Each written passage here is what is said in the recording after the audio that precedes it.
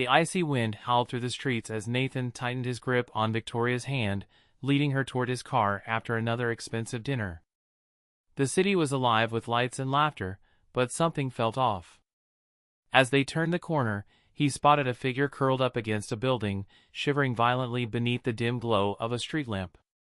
Her clothes were thin, her lips were blue, and her eyes, when they flickered open, held a silent kind of desperation. "Nathan, don't," Victoria muttered, tugging at his arm. "She's just another beggar. Let's go." But he couldn't. Because something about this girl, half buried in the snow, made his chest tighten in a way he didn't understand. The city was wrapped in a thick layer of snow, transforming the streets into a frozen maze. The air was sharp, cutting through the exposed skin of anyone brave enough to walk outside without proper protection. People hurried through the streets, bundled in thick coats and scarves, their heads bowed against the icy wind. The soft glow of streetlights illuminated the snowfall, casting a peaceful yet eerie silence over the city. Nathan Carlyle walked steadily through the cold, his expensive leather shoes crunching against the fresh snow. Dressed in a tailored cashmere coat and black gloves, he barely felt the cold. Beside him, clinging to his arm, was Victoria, his girlfriend of nearly 2 years. She was dressed in an elegant fur coat, her perfectly styled blonde hair peeking out from under a designer hat. She was smiling, seemingly unbothered by the cold, satisfied after a luxurious dinner at one of the city's most exclusive restaurants. "You're so sweet for taking me there," she purred, tightening her grip on his arm. "I love when you spoil me like this." Nathan chuckled softly, though his mind was elsewhere. He had long grown accustomed to Victoria's love for expensive things. It wasn't that he minded, he had the money to afford it, but lately he had started to wonder whether her affection for him was as strong as her affection for the life he provided. He pushed the thought away, focusing instead on the quiet of the city as they walked toward his parked car. As they passed an alleyway, something caught his eye. Under the dim glow of a flickering street lamp, a figure sat huddled on the frozen pavement. A woman, curled into herself, shivering violently in the snow. Her thin coat was barely enough to cover her frame, and her scarf looked more like a worn-out piece of fabric than something that could provide warmth. Her hands were clenched into fists, pulled close to her chest in a desperate attempt to preserve any remaining heat. Nathan slowed his pace, his brows furrowing. Victoria immediately noticed and let out a frustrated sigh. "Nathan, don't even think about it," she muttered. "People like that are just looking for handouts. If you help her, she'll just expect more." But Nathan wasn't listening. He had always considered himself someone who helped when he could. He wasn't blind to the struggles of others, and something about this woman struck him differently. He stepped forward, removing one of his gloves before kneeling beside her. "Hey, are you okay?" His voice was gentle, but firm enough to be heard over the wind. The woman stirred slightly, her dark brown eyes lifting to meet his. There was pain in them, exhaustion, but also something else, shame. It was as if she didn't want to be seen, as if she had already accepted that people ignored her, walked past her as though she didn't exist. "Please," she whispered, her voice hoarse. "Just leave me alone." Her lips were cracked from the cold, her face pale beneath the faint bruises that dotted her skin. She looked weak, fragile, as if she might collapse at any moment. Nathan frowned, already shrugging off his coat. "You'll freeze out here," he said, draping the warm fabric over her shoulders. "Come with me. I'll get you somewhere warm." Before she could respond, Victoria's irritated voice cut through the moment. "Nathan, are you serious? You can't just pick up some stray from the street. She could be dangerous. Or worse, diseased." Nathan shot her a sharp glance. "She's a human being, Victoria," he said, his tone colder than the wind around them. "I'm not leading her out here to die." Victoria scoffed, crossing her arms. "Fine, but don't expect me to play charity worker. If she steals from you, don't say I didn't warn you." Ignoring her, Nathan turned back to the woman, who was still staring at him in disbelief. He offered his hand. "Can you stand?" She hesitated, but when she tried to move, her legs wobbled beneath her. Without thinking, Nathan reached out and caught her before she could fall. She was light, too light, and he could feel the way she trembled against him. "Let's get you to the car," he said softly, guiding her forward. She didn't resist. Maybe she was too weak to argue, or maybe, just maybe, she wanted to believe that someone was willing to help her. As he led her toward his car, Victoria followed at a distance, her arms still crossed, her lips pressed into a thin line. Nathan didn't care. He had made his decision. And in that moment, he had no idea just how much it would change his life. The drive back to Nathan's penthouse was almost entirely silent, aside from the occasional shuddering breath from the woman wrapped in his coat. He adjusted the heat in the car to its highest setting, glancing at her out of the corner of his eye. Her fingers were gripping the fabric of his coat tightly, her shoulders still trembling despite the warmth. He could tell she was exhausted, likely on the edge of passing out, but she forced herself to stay awake. Victoria, sitting in the passenger seat, let out an exaggerated sigh and leaned back against the headrest. "This is ridiculous, Nathan," she muttered. "You barely know anything about her. She could be lying, pretending to be helpless just to take advantage of you." Nathan tightened his grip on the steering wheel, his jaw clenching. "She's half frozen, Victoria. I doubt she's running some elaborate con." Victoria scoffed, rolling her eyes. "You're too soft. That's why people like her will always take advantage of people like you." Nathan ignored her. His focus remained on the woman in the back seat, whose head had started to droop against the window. He pulled into the private underground parking of his building, stopping in his designated spot. Stepping out, he walked around to her side and opened the door. "Come on," he said gently. "We're here." The woman stirred but didn't immediately move. Her body seemed stiff, as if the cold had seeped so deeply into her bones that she couldn't react quickly. He hesitated for only a moment before carefully helping her out of the car. She winced as she tried to stand, her legs unsteady beneath her. Victoria, stepping out of the car with a dramatic sigh, muttered, "Oh, for God's sake. Are you seriously going to carry her now?" Nathan shot her a warning glance before turning back to the woman. "Can you walk?" She nodded weakly, though her steps were slow and unsteady. Nathan walked beside her, ready to catch her if needed, as they entered the private elevator leading up to his penthouse. When the doors opened, the warmth of his home greeted them. The space was modern yet inviting, filled with soft lighting and elegant furniture. Floor-to-ceiling windows showcased a breathtaking view of the city skyline. Nathan led the woman to the couch and helped her sit down before walking toward the thermostat. He turned it up a few degrees, wanting to make sure the place was warm enough for her to recover from the cold. Victoria remained near the entrance, arms crossed over her chest, tapping her manicured nails against her elbow. "So what now, Nathan? You're going to take care of her like some lost puppy?" Nathan ignored her again as he moved toward the kitchen. He returned a few moments later with a steaming cup of tea and handed it to the woman. "Drink this. It'll help warm you up." She hesitated, looking at him, then at the cup. After a few moments, she reached out with shaky hands and took it. The way her fingers trembled made him frown. "You need to warm up slowly," he said. "If your hands hurt, don't grip the cup too tightly. Let the heat sink in gradually."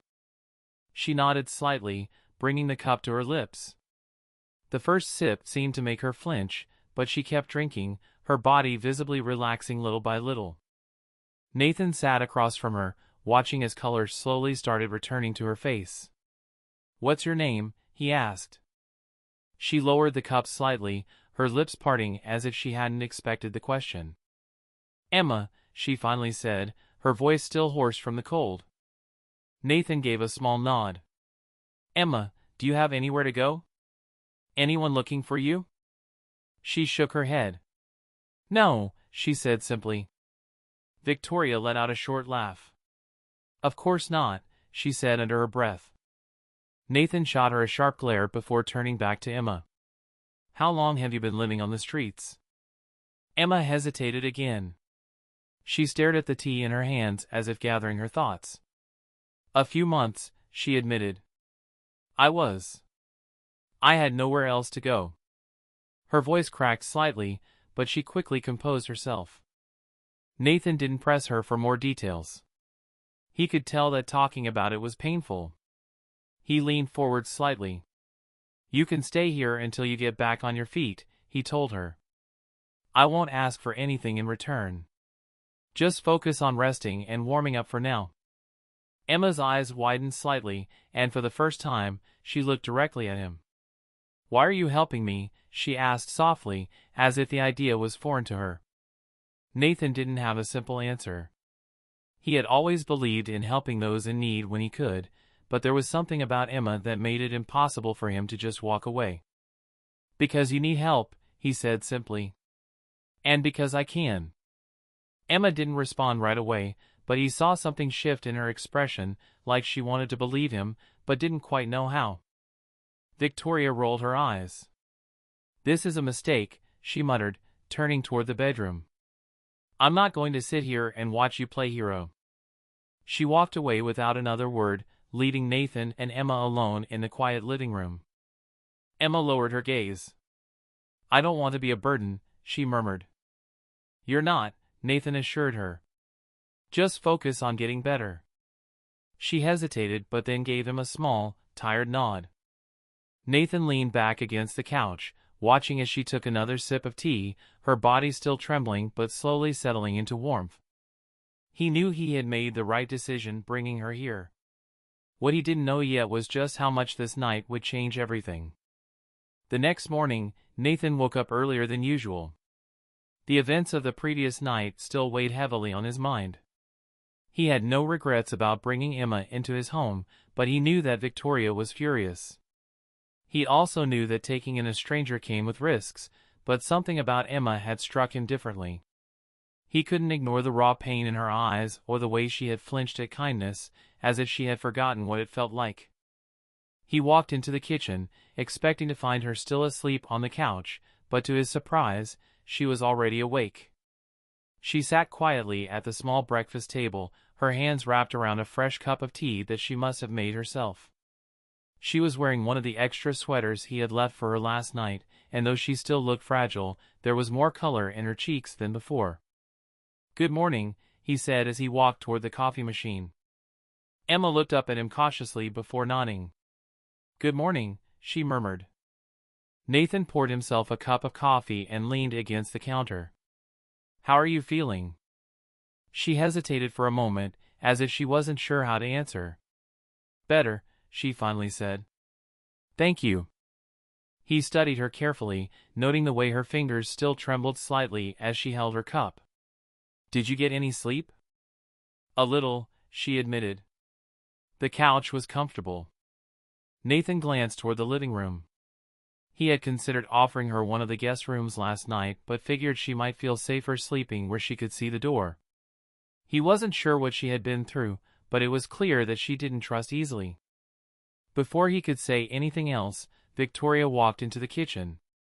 She was already dressed in one of her perfectly tailored outfits, her blonde hair sleek and styled, but the irritation in her eyes was unmistakable. I was hoping she'd be gone by now, Victoria said, folding her arms. But I guess you're really committed to this little rescue project, aren't you? Nathan sighed, already tired of the conversation before it even began. She's staying until she gets back on her feet, he said firmly. I told you that last night. Victoria let out a humorless laugh. And you think she's just some innocent girl who needs saving? Please, Nathan. Open your eyes. People like her know exactly what they're doing. She's probably been looking for someone rich and stupid enough to take pity on her. Emma flinched slightly, lowering her gaze, but Nathan's patience was wearing thin. That's enough, Victoria, he said sharply. I'm helping her because it's the right thing to do. If you have a problem with that, maybe you should ask yourself why. Victoria scoffed, shaking her head. You know what? Fine. Waste your time on her if you want. But don't expect me to sit here and pretend like this is normal. She grabbed her purse and stormed out of the apartment, slamming the door behind her. Nathan exhaled slowly, rubbing his temples. When he turned back to Emma, she was staring down at the table, her expression unreadable. "You don't have to defend me," she said quietly. "She's right. You don't know me." Nathan sat down across from her, resting his elbows on the table. "You're right. I don't. But I do know that leaving you out in the cold would have been wrong. And I also know that not everyone is as selfish as Victoria." Emma hesitated before looking up at him. "She hates me," she said softly. Nathan shook his head. "She doesn't hate you. She just doesn't like anything that doesn't revolve around her." Emma gave a small, almost amused huff but quickly looked away. Nathan took a sip of his coffee, studying her for a moment. "Do you want to tell me what happened?" She stiffened slightly, gripping her cup tighter, but after a long pause, she exhaled. "I used to live with someone," she admitted. "I thought he cared about me. But he didn't. He controlled everything I did, and when I finally tried to leave, he made sure I had nothing. No money, no place to go. I had nowhere else to turn." Nathan felt a slow anger simmer in his chest, but he kept his voice steady. "And he just let you leave?" Emma let out a dry, humorless laugh. "Not exactly. I had to run. He doesn't like when people walk away from him." Nathan frowned. "Does he know where you are?" Emma shook her head quickly. "No. I don't think so. I haven't seen him in months." Nathan leaned back in his chair, his mind already racing with possibilities. He didn't know all the details yet, but what he did know was enough. Emma had been hurt, left with nothing, and now she was afraid. "You don't have to tell me everything right now," he said finally. "But I want you to know that you're safe here." Emma looked at him for a long time, as if trying to decide whether or not to believe him. "Thank you," she said softly. Nathan nodded. "You don't have to thank me." She gave him a small, tired smile before taking another sip of her tea.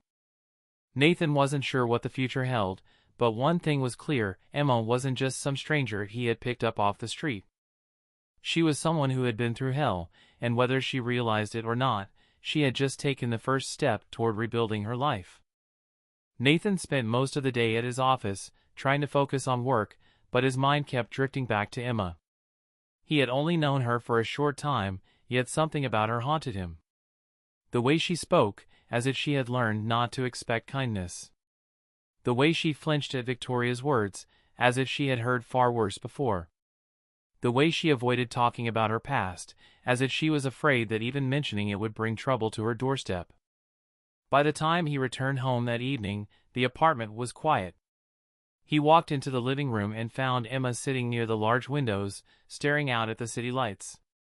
She was wrapped in a blanket, one he had left for her that morning, and though she was no longer shivering, there was still a lingering weariness in her posture.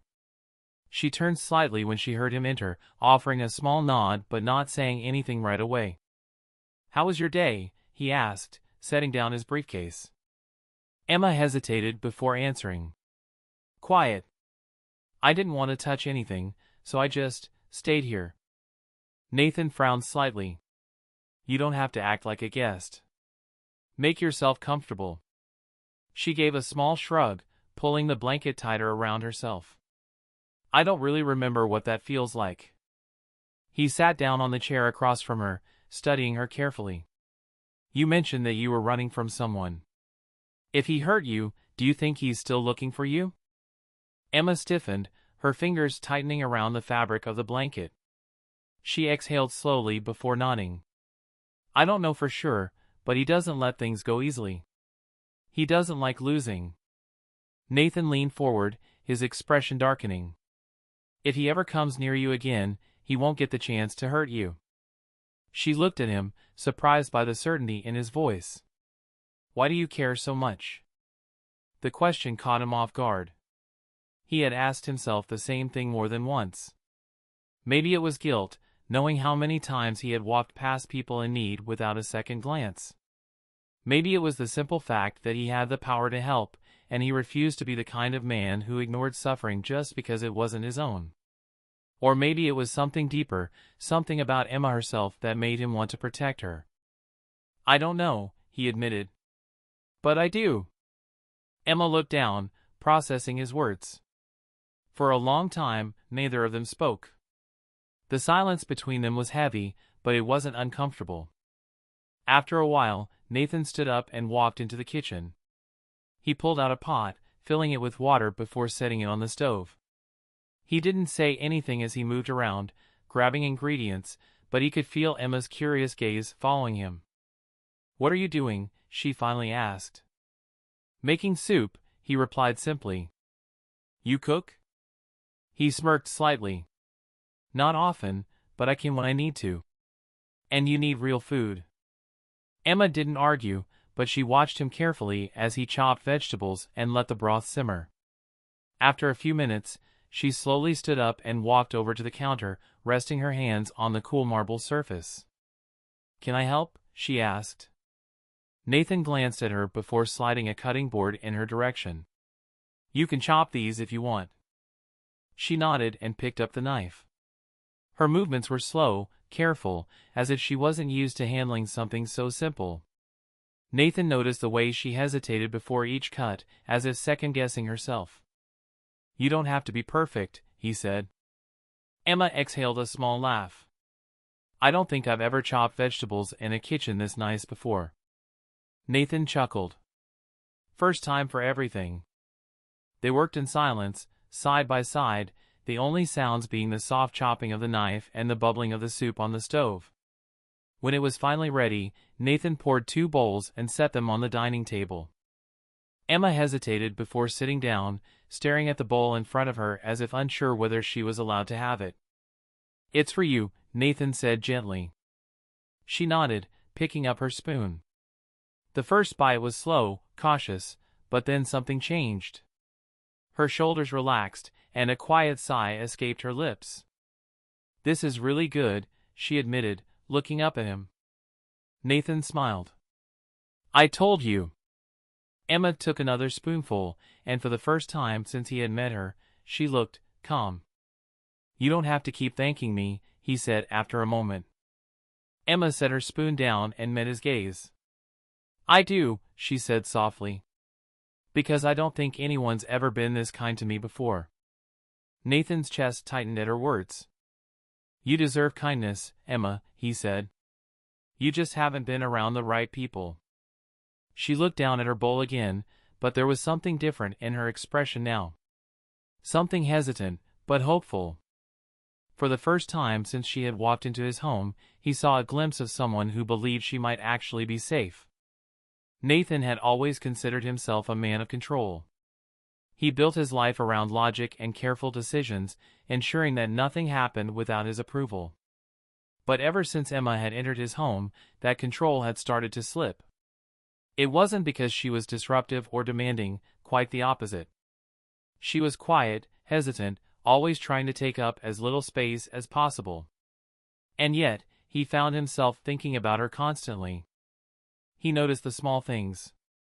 The way she would wake up before him but never make a sound. The way she would wash the dishes, even though he had told her she didn't have to. The way she would sit near the windows, watching the city as if she were still standing on the outside looking in. He told himself that he was just being observant, that it was natural to pay attention to someone staying in his home. But deep down, he knew it was more than that. One evening, he returned home from work earlier than usual. He expected to find Emma in the living room, but the apartment was strangely quiet. A small wave of unease washed over him as he walked through the hallway. When he reached the guest bathroom, he noticed the door was slightly ajar. He knocked lightly. "Emma?" There was no answer. He pushed the door open a little more and immediately felt his stomach drop. Emma was sitting on the floor, her knees pulled up to her chest, her arms wrapped tightly around herself. Her hair was damp, sticking to the sides of her face, and she was trembling, not from cold, but from something else. Nathan crouched down beside her, his voice softer than usual. "Emma, what's wrong?" She didn't look at him at first. Her breathing was uneven, her hands gripping her own arms like she was trying to hold herself together. When she finally turned her head, her eyes were red, her face pale. "I'm sorry," she whispered. "I didn't mean to," she stopped, shaking her head. Nathan frowned, concern tightening in his chest. "You don't have to apologize. Just tell me what's wrong." She hesitated, then exhaled shakily. "I had a nightmare," she admitted. "It felt real. Like I was back there." Nathan didn't need to ask where there was. He had suspected for days that whatever Emma had run from had left deeper scars than she was willing to admit. "You're safe here," he said quietly. "No one can hurt you." Emma swallowed hard, nodding, but he could see the fear still lingering in her eyes. Nathan didn't think before reaching out. He rested a hand lightly on her shoulder, not wanting to startle her. "Do you want to talk about it?" She was silent for a long moment. Then, almost reluctantly, she nodded. "I used to think I loved him," she said, her voice barely above a whisper. "He made me believe that. In the beginning, he was kind. He made me feel special. But then, little things started to change. He would get angry over nothing. He would control everything I did. Who I talked to, where I went, what I wore. And when I tried to push back, he made sure I regretted it." Nathan clenched his jaw, anger simmering beneath his calm exterior. "He hurt you." Emma let out a short, hollow laugh. "Not at first. At first, he just made me feel small. Like I wasn't worth anything without him. And when that wasn't enough, he started using his hands." She exhaled, shaking her head. "By the time I realized what was happening, I felt like there was no way out. I had nowhere to go. No family, no money. And he knew that." Nathan stayed silent, letting her speak at her own pace. "One night, he got worse than usual," she continued.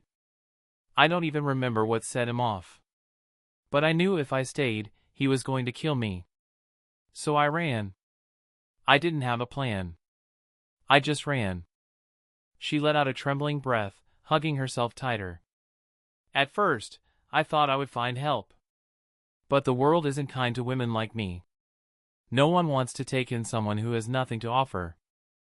I spent weeks just trying to survive, just trying to find food and a place to sleep that wasn't the sidewalk. And then I got too tired to keep trying. And that's when you found me." Nathan felt something inside him crack. He had known her story wouldn't be easy, but hearing it now, seeing the pain in her face as she spoke, made him realize just how much she had suffered alone. "You don't have to run anymore," he said, his voice firm. "You have a place here. For as long as you need." Emma finally looked at him, her expression wary. "Why are you doing this for me?" Nathan held her gaze. "Because you deserve a chance to feel safe again." Emma let out a shaky breath, her fingers loosening their grip on her arms. "Thank you," she whispered. Nathan nodded. "You don't have to thank me. Just take it one step at a time." She nodded, and for the first time, he saw something shift in her eyes. It wasn't quite hope, not yet, but it was the possibility of it. And for now, that was enough. Nathan had always prided himself on keeping his emotions in check. In business, in life, he had mastered the art of appearing calm, of never letting his feelings dictate his decisions. But ever since Emma had entered his life, that control had begun to slip. He told himself it was because of what she had been through, because of the injustice of it all, but deep down, he knew there was more to it. He found himself paying attention to her in ways he hadn't expected. The way she flinched at sudden movements but tried to hide it. The way she always hesitated before accepting kindness, as if waiting for the moment it would be taken away. The way she watched the world around her with a mixture of quiet longing and deep uncertainty, as if she wanted to believe in something better but didn't quite trust herself to. That evening, after the conversation in the bathroom, Emma seemed quieter than usual. She had spent most of the day reading a book he had left out for her, curled up in the oversized armchair by the window. She looked more at ease than before, but there was still a carefulness to her, as if she wasn't sure how much space she was allowed to take up. Nathan walked into the living room and leaned against the doorframe, watching her for a moment before speaking. "Are you hungry?"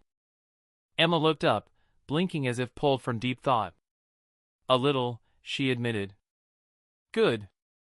I ordered dinner." She hesitated, then set the book aside. "You don't have to do that. I can cook." Nathan shook his head. "You don't have to do anything. Consider it a night off." She gave him a small, uncertain smile before nodding. "Okay." When the food arrived, they sat at the dining table, something they hadn't really done before. Usually, Emma ate in the living room or at the kitchen counter, never quite treating the place as her own. Tonight, however, she seemed to make a small effort to settle in. As they ate, Nathan noticed her glancing at him occasionally, as if debating whether or not to say something. He waited, giving her the space to decide. Finally, she spoke. "I've been thinking about what's next." Nathan set his fork down. "What do you mean?" Emma played with the edge of her napkin. "I don't want to take advantage of your kindness. You've already done more for me than I ever expected. I need to figure out what comes next for me." Nathan studied her, recognizing the way she braced herself, as if expecting him to disagree. He understood her need for independence, but the thought of her leaving before she was truly ready unsettled him. "You don't have to rush into anything," he said carefully. "You're still recovering. You don't have to figure everything out right away." Emma sighed. "I know. But I can't stay here forever. It doesn't feel right." Nathan leaned back in his chair. "What would feel right?" She hesitated, clearly not expecting the question. "I don't know. I'd never really had the luxury of thinking about that before." He nodded, understanding more than she realized. "Then maybe you should take some time to figure it out. You don't owe me anything, Emma. I didn't help you because I expected something in return." She met his gaze, searching for something in his expression. "That's what makes it so hard to accept," she admitted. "I don't know how to be someone who just receives kindness." Nathan exhaled slowly, realizing how deep her wounds ran. "Then let this be your first lesson. Not everyone in your life is going to hurt you." Emma gave him a small smile, but he could see the conflict in her eyes. She wanted to believe him, but trust didn't come easily. He didn't blame her. After dinner, they moved to the living room, where Emma curled up on the couch with her book again. Nathan sat across from her, going through emails on his phone, but he found himself glancing at her every so often, taking in the way she was slowly starting to relax in his home. At some point, she set the book down and looked at him. "Can I ask you something?" "Of course." "Why are you like this?" Nathan raised an eyebrow. "Like what?" She shrugged. "So patient. So different from the people I've known." Nathan considered the question for a moment before answering. "Because I know what it's like to feel like the world is against you. Maybe not in the same way, but I understand what it's like to carry things alone. And I don't think anyone should have to do that forever." Emma watched him, her expression unreadable. "That's a rare way to see the world." He smirked. "Then maybe the world could use more people like me." She let out a soft laugh, shaking her head. "Maybe." Nathan knew she was still hesitant, still unsure of where she fit into this new life she had been given. But as he watched her smile for the first time in what felt like forever, he realized something. She wasn't just surviving anymore. She was starting to live. Nathan had always been good at reading people. In business, it was a necessary skill, knowing who to trust, who was bluffing, who was driven by greed or desperation. But with Emma, it was different. She wasn't someone he could analyze the way he did business associates. She was a puzzle made up of fragile pieces, some of which she didn't even seem to realize were missing. Over the past few weeks, she had slowly started to relax, but there was still a part of her that remained guarded. He could see it in the way she hesitated before speaking sometimes, as if she were afraid of saying the wrong thing. He saw it in the way she still folded her clothes neatly and left them in the same corner of the guest room, as if she didn't want to get too comfortable. He saw it in the way she never asked for anything, even when it was obvious she needed something. One evening, after returning home from a late meeting, Nathan found Emma in the kitchen. She was standing by the stove, stirring something in a pot, her back turned to him. The smell of something warm and rich filled the air, and for a moment, he simply watched her, taking in the small but significant change. "You're cooking," he said as he set his keys down on the counter. Emma jumped slightly at his voice, but then she turned to him with a small, almost sheepish smile. "I figured it was time I did something to contribute. You've been feeding me for weeks." Nathan raised an eyebrow as he moved closer. "You don't owe me anything, Emma." "I know," she said softly, turning back to the pot. "But I want to do this. It feels normal." Nathan wasn't sure why those words hit him the way they did. It wasn't about the food or the fact that she had taken the initiative to cook. It was the way she said it, like she had spent so long surviving that she had forgotten what normal even felt like. He leaned against the counter, watching her for a moment before speaking again. "It smells good. What are we having?" She stirred the pot one last time before turning off the stove. "It's just soup. Nothing fancy, but it's warm." Nathan grabbed 2 bowls and placed them on the table while Emma ladled the steaming soup into each one. They sat down across from each other, and for a while, the only sound was the quiet clinking of spoons against ceramic. After a few minutes, Emma glanced up at him. "I've been thinking about something." Nathan set his spoon down, giving her his full attention. "What is it?" She hesitated, as if trying to find the right words. "I want to start looking for a job. Something small, just to get back on my feet." Nathan studied her carefully. He had known this conversation was coming. Emma wasn't the type to rely on anyone, even when she clearly needed help. "You don't have to rush into anything," he said. "You're still recovering, and I don't want you to push yourself too hard." Emma let out a small, breathy laugh. "That's the thing, though. I feel like I've spent so much time just existing. I need to do something. I need to feel like I have control over my life again." Nathan understood that feeling all too well.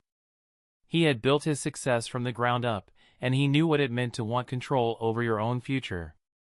He wasn't about to stand in her way, but he also didn't want her to make a decision just because she felt she had to. "Do you have something in mind?" he asked. She shook her head. "Not yet. I don't have much experience in anything useful, but I'm willing to work hard." Nathan leaned back in his chair, thinking. "I know someone who runs a small cafe downtown. It's nothing fancy, but the owner is a good guy, and he's always looking for reliable employees. I could make a call, see if he has an opening." Emma's eyes widened slightly, as if she hadn't expected him to offer help so easily. "You'd do that?" "Of course," Nathan said. "But only if it's something you actually want." She nodded slowly. "I think I do. I don't want to be a burden, Nathan." "You're not a burden," he said firmly. "Not now, not ever." Emma looked at him for a long moment, something unspoken passing between them. Then, finally, she gave him a small, grateful smile. "Okay," she said. "Let's try it." Nathan wasn't sure why he felt so relieved. Maybe it was because she was finally allowing herself to hope for something again. Or maybe it was because, for the first time since meeting her, she wasn't just trying to survive. She was trying to live. Nathan made the call the next morning. His friend, Tom, owned a small but well-known cafe downtown. It was a warm, inviting place, the kind of spot where regulars came in every morning for their usual coffee and stayed for the sense of community. Tom had been running it for years, and when Nathan explained that he knew someone looking for work, Tom didn't hesitate to offer an opportunity. "Tell her to come by tomorrow morning," Tom said. "I could use the help, and if she's willing to learn, I'm willing to teach." Nathan thanked him and ended the call, feeling a mix of emotions he couldn't quite place. He knew this was what Emma wanted, her first step toward independence, but there was something unsettling about the idea of her leaving the safety of his home, even if it was just for work. That evening, when he told Emma about the job, he watched as her face lit up with something he hadn't seen before. It wasn't just gratitude, it was hope. "You really did it?" she asked, almost in disbelief. Nathan nodded. "Tom is a good guy. He's willing to give you a chance." Emma exhaled a breath she hadn't realized she was holding. "I don't know how to thank you for this." "You don't have to," Nathan said simply. "This is your chance, Emma. You earned it." The next morning, Nathan drove her to the cafe. Emma had insisted she could take the bus, but he wasn't ready to let her go that easily.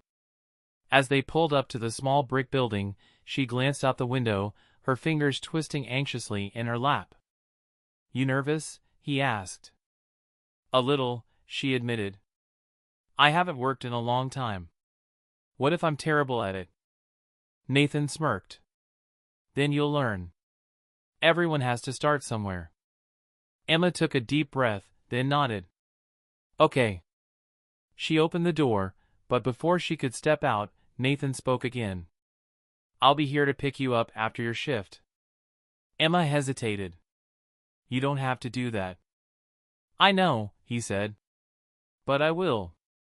She looked at him for a moment, then gave him a small smile before stepping out of the car and walking toward the entrance. Nathan watched her disappear inside before finally driving away, a strange mix of pride and unease settling in his chest. That evening, he arrived back at the cafe just as Emma was finishing her shift. Through the large windows, he could see her behind the counter, listening intently as Tom showed her how to clean the espresso machine. She looked focused, her posture more relaxed than he had seen in weeks. A few minutes later, she stepped outside, pulling her coat tightly around her as she approached the car. "How was it?" Nathan asked as she slid into the passenger seat. Emma let out a breathy laugh, shaking her head. "It was overwhelming. There's so much to learn, and I spilled coffee on my apron twice. But Tom was patient, and the other employees were nice. It felt good to be doing something." Nathan started the car, smiling slightly. "Sounds like a good first day." Emma nodded, her fingers resting in her lap. "It was. I know it's just a small job, but it feels like a step forward." "It is a step forward," Nathan agreed. "And I'm proud of you for taking it." Emma turned to look at him, her expression softening. "You've done so much for me, Nathan. More than I ever expected from anyone." He met her gaze, something unspoken passing between them. "I just want to see you happy, Emma." She held his eyes for a moment longer before looking away, a small smile lingering on her lips. As they drove home, the city lights flickering around them, Nathan realized something. He had helped Emma because it was the right thing to do. But somewhere along the way, it had become about more than that. He didn't just want to protect her. He wanted to be the reason she never had to feel alone again. Over the next few weeks, Emma settled into her new routine at the cafe. Every morning, she left early, taking the bus on her own despite Nathan's initial protests. She insisted that she needed to do it by herself, and though he didn't like the idea of her navigating the city alone, he respected her decision. Every evening, he picked her up, waiting outside in his car as she stepped out of the cafe, sometimes exhausted, sometimes energized, but always looking more like herself than she had before. She was changing. The quiet, hesitant girl who had first entered his home was slowly growing into someone more confident, someone who smiled more easily, who spoke without fear of saying the wrong thing. She had built friendships with her coworkers, and she even laughed now, a soft, genuine sound that Nathan found himself looking forward to every day. One evening, as they sat in the living room, Emma curled up with a book while Nathan scrolled through his phone. She suddenly set the book down and looked at him with an expression that told him she had been thinking about something for a while. "I want to move out soon," she said. Nathan felt something inside him tighten. He had known this day would come, but he hadn't expected it to feel like this. "Are you sure?" Emma nodded. "I've been saving from my paychecks, and I found a small apartment not too far from the cafe. It's nothing fancy, but it's mine." Nathan studied her carefully, searching for any hesitation, but there was none. She looked happy. "That's great, Emma," he said, though he couldn't ignore the slight ache in his chest. She smiled. "I just wanted to tell you first because you're the reason I even got here. If you hadn't helped me, I don't know where I'd be right now." Nathan leaned forward, resting his elbows on his knees. "I didn't do this for you to feel like you owe me something. I just wanted to see you safe." Emma held his gaze. "I know. That's what makes you different." The room felt quiet for a moment before she exhaled softly. "I'm not saying I want to leave right away. Just soon. It feels like the right time." Nathan nodded, forcing a small smile. "Whenever you're ready, I'll be here to help." A few weeks later, moving day arrived. Nathan had arranged for a car to help transport her things, though, aside from a few bags of clothes and a couple of books, she didn't own much. He stood in the doorway of his apartment, watching as Emma zipped up her last bag. "You know, you don't have to rush this," he said. "You could stay a little longer." Emma turned to him, smiling. "I know. But it's time." Nathan nodded, though a part of him still wasn't ready. He walked her down to the car, watching as she settled into the back seat. Just before the door closed, she looked up at him. "You'll still see me, right?" she asked. Nathan smirked. "That depends. Do I get free coffee?" Emma laughed, shaking her head. "Only if you tip well." He chuckled, stepping back as the car pulled away. For the first time in a long time, he felt something unfamiliar. It wasn't sadness, exactly. It was something else, something that told him this wasn't the end of their story. A few days later, he walked into the cafe, scanning the room until he found her behind the counter. She was laughing at something one of her coworkers said, her entire face lighting up in a way that made something in his chest tighten. She belonged here. She glanced up and noticed him, her smile widening as she waved him over. "What can I get you?" Nathan leaned against the counter, meeting her gaze. "Surprise me." Emma tilted her head, considering for a moment before grabbing a cup and starting to make something. As he watched her work, he realized that she had found something more than just a place to stay. She had found her life again. And no matter where things went from here, he knew one thing for sure. He wasn't going anywhere. This story is about more than just kindness or second chances. It's about the quiet strength that comes from surviving, the resilience needed to rebuild, and the unexpected ways people can change each other's lives. Nathan didn't set out to fall in love or become someone's lifeline, he simply followed his instinct to help. But in doing so, he discovered something deeper, something real. Emma, in turn, learned that not everyone in the world was waiting to hurt her. She had spent so long running, expecting betrayal at every turn, that she never imagined someone would stand by her side simply because they cared. Her journey wasn't just about finding safety, but about rediscovering her own worth. The beauty of this ending isn't in grand gestures or dramatic confessions, it's in the quiet moments. It's in Nathan showing up at the cafe, not because he has to, but because he wants to. It's in Emma smiling, not because she owes anyone gratitude, but because she finally feels free. This isn't a love story in the traditional sense. It's a story of healing, of trust being rebuilt, of two people finding exactly what they needed in each other without even realizing it.